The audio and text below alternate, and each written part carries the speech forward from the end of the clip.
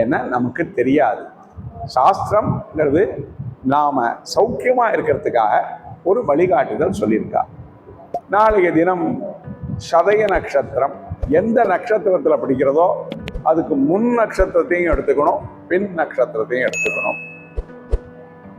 அனுஜன்மன் பேரு. சதயத்துக்கு ஜன்மம்னா திருவாதிரை, சுவாதி, இந்த நட்சத்திரக்காரா.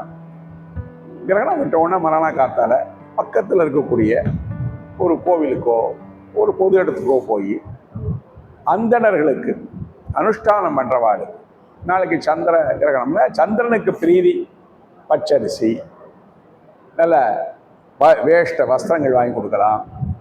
இது மாதிரி கொடுத்து நம்ம திருப்பி சொல்றேன், நாம வேண்டி இந்த ஜென்மா கிடைக்கல, இந்த ஜென்மா கிடைச்சிருக்கு, துர்லபம் நரஜந்தூனா, அதை நம்ம பயன்படுத்திக்கணுமோ இல்லையோ. அப்போ புண்ணிய காலங்கள்